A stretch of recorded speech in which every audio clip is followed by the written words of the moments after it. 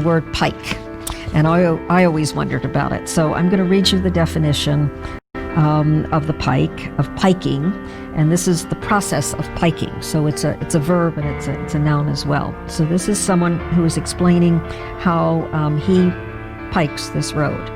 I cut a ditch entirely across the road, 3 feet deep. About 20 yards below it, I cut a similar ditch. I blended them with fence rails, and I filled them nearly full with small stones. Then I graded a curved valley over them about 10 feet wide, 18 inches deep, and I piked them with flint stones, broken small, 8 or 10 inches thick. I scraped the mud and dirt from the side ditches into the middle of the road. I filled it up high, and now it's solid and dry.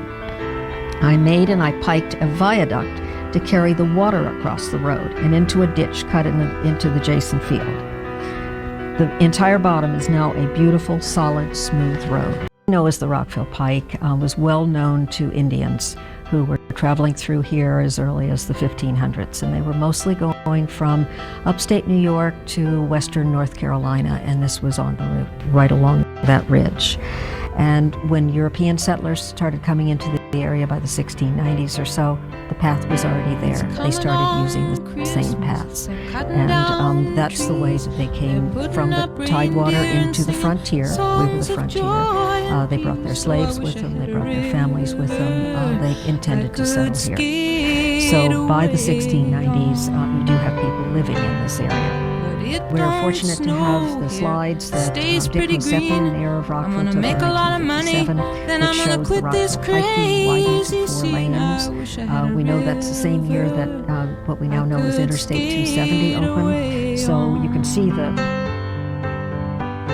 I wish I had a river so long I would teach my feet to fly.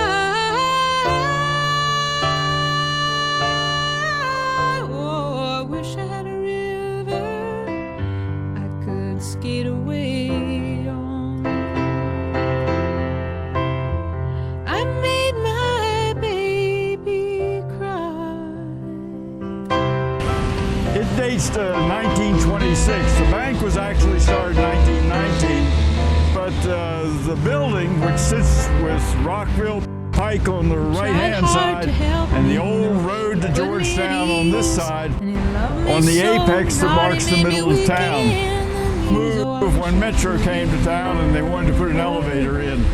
She's got 11 sisters across the United States, mostly impression baby.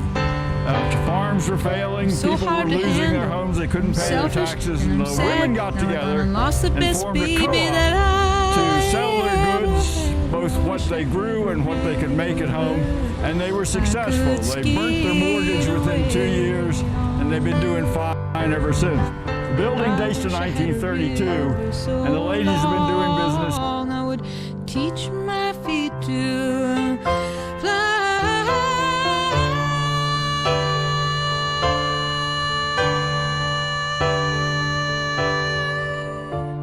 Oh, I wish I had a river I could skate away on.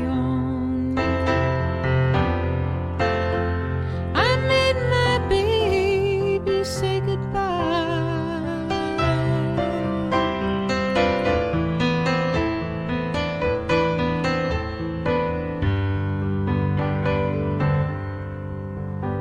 It's coming on Christmas. They're cutting down trees. They're putting up reindeer, singing songs of joy and peace.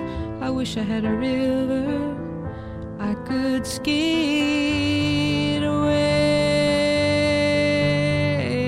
Look around to know at all times where the nearest ones are, just in case they ever prove needed. Of course, there's still not enough, and they're not everywhere. Usually there's plenty of fallout shelter downtown where most people work, but less in the suburbs where a lot of us live, and not nearly enough out in the country where there aren't enough buildings of heavy construction.